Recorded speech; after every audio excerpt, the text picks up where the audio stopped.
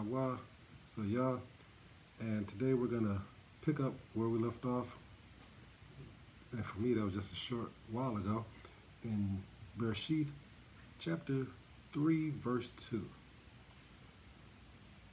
And it reads, "And the woman said unto the serpent, We may eat of the fruit of the trees of the garden," verse 3, "but of the fruit of the tree which is in the midst of the garden, Elohim has said, Ye shall not eat of it, neither shall ye touch it, lest ye die."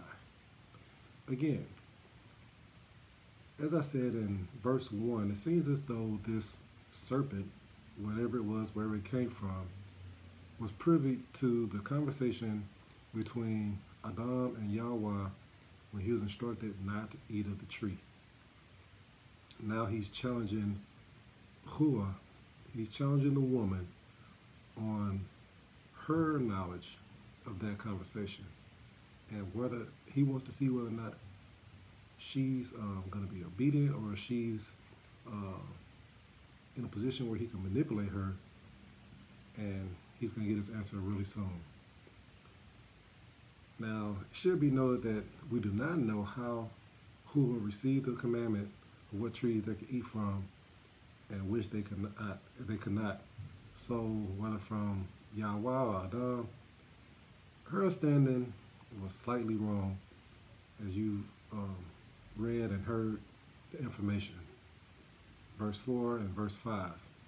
"And the serpent said unto the woman, You shall not surely die, for Elohim knows that in the day ye eat thereof, then your eyes shall be opened, and you shall be as Elohim, knowing good and evil." Now the serpent implied that Elohim lied. He implied that Yahweh lied in order to hide an ideal and desirable knowledge from being obtained by them. Now the serpent was sure that she did not accurately remember nor understand his command. Therefore, it proceeded to give her a reason why they were commanded not to eat from this particular tree. The reasoning was sound, it made sense to her, and just like the tree, it was appealing. It opened her to her own lust. The serpent here implies that there are other Elohim other than Yahweh for them to be like. He did not say that she would be like the Most High only. Instead, that they would be like all Elohim, knowing good and evil, which is precisely the thing that Yahweh did not want them to know, because he wanted to keep them for himself and like himself.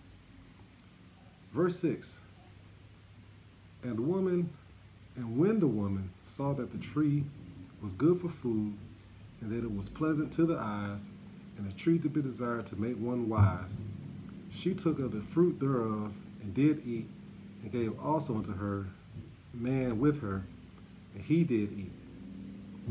I gotta apologize for the noise you hear in the background. Life goes on, right? Okay. Man cannot live by bread alone, as you all know. However, these were actually plants, and not angels speaking knowledge to them. The food that they ate, or should I say the food that they were exposed to, that they were commanded to eat, these were actually plants and not angels speaking knowledge to them. If you haven't heard, there are some people who feel like these weren't actually trees and that they were angels or some other kind of ethereal being that was offering them knowledge, and that Yahweh commanded them that they could, I guess, speak with these beings, except for this one particular one that was in the midst of the garden. So that doesn't really make any sense to me.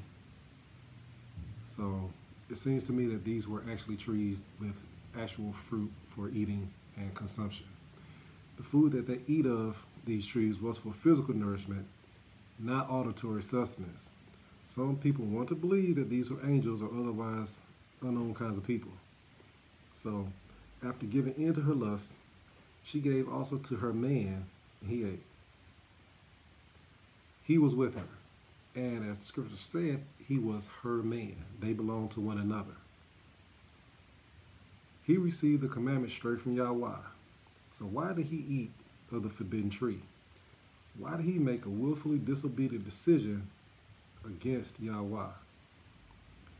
In the brief narrative, we see the serpent appeal, tempt, whose lust. He manipulated the woman's lust. It supplanted imagery in her mind of how appealing the fruit was. It looked good, felt good, it smelled good, probably even sounded good as it swayed in a breeze. You know, you let him tell it probably felt good. She probably wanted to go up and hug the tree, like, oh, it feels so good, you know. But it don't say that. It's just me looking at it from a perspective of a person. Nevertheless, by the time the serpent finished with her, she probably felt like she had to have it. Her behavior was carnal and unlike the Father. Her own lusts were important to her and not the Father's command or her obedience to him. Or perhaps she felt like she was being disobedient or not under the thumb or the control of her man. You know, women always say, well, we're partners, we're equals. You know, why do I have to do what you say? So maybe that was her being rebellious against Adam and not thinking that it affected her relationship with Yahweh. Her behavior was guided by her own desire for self-indulgence after the serpent manipulated her feelings and emotions. So, who is manipulating you? Is the pastor on Sunday manipulating your lust, your ability to think for yourself, telling you to jump up and scream and shout? You know, do you really want to clap your hands, or do you want to sit down and listen? Who's manipulating you? Does he extol you, tempt you to rave and shout and clap as he preaches? Is it the politician who gives you a sense of purpose, the way he sees it, and you suddenly feel connected to something larger than yourself? Is it the advertisers who list every known bodily ailment and action that guides you to the conclusion that you need that drug, you need that car, that phone, that food? Who are you listening to? Who's tempting you? Yahweh will never tempt you. Satan will tempt you in every way he can. So who's tempting you? And even more, when parents use incentives to bribe their children, sway their decisions and follow instructions by use of appealing temptation, whose behavior are they emulating? If you eat your veggies, you can have ice cream. If you do your homework, you can go to the movies. Who are they acting like? Yahweh give you information in black and white. You do it or you don't. Satan, he tried to get in your head, manipulate your emotions, manipulate your feelings, and all of a sudden you don't know which way is up, which way is down, and you just feel like you gotta have it. You know, you fall in love. You are out of control. You know, your feelings got in it. Yahweh doesn't do that. He said you love or you don't love. That's it. Lastly, we see that regardless of what way or how she received the commandment, she chose to fulfill her own desires and not be obedient to Yahweh. Now, I don't often do this, but I'm going to talk about a scripture verse that's quite a ways away from where we are. Romans chapter 5, verse 12. Whereas by one man sin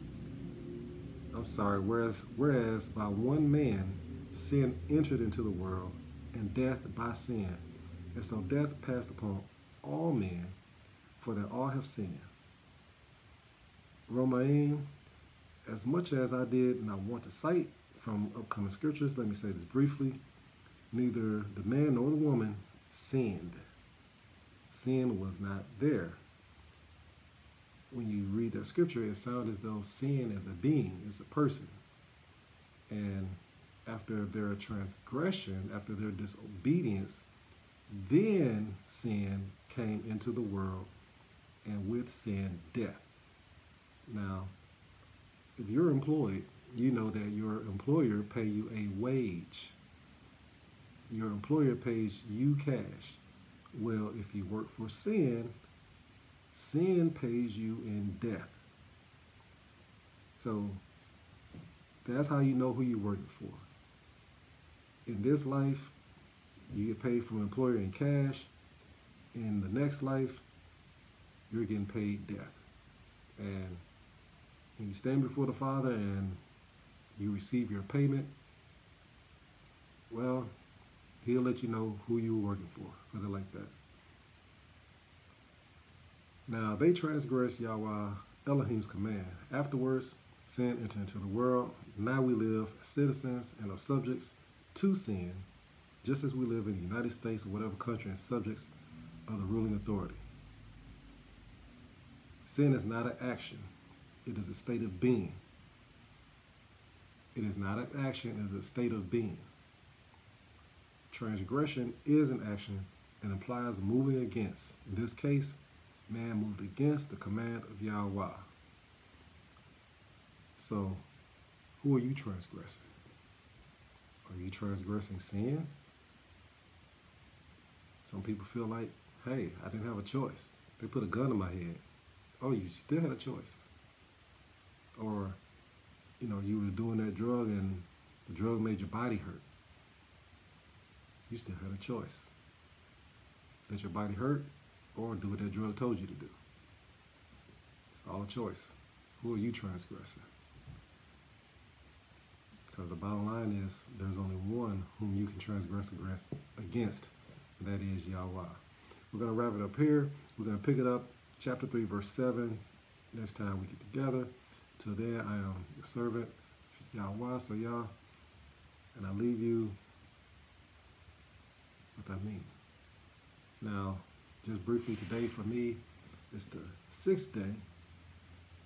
You can call it Friday. I choose not to, but it's the 6th day. So let me just say, have a very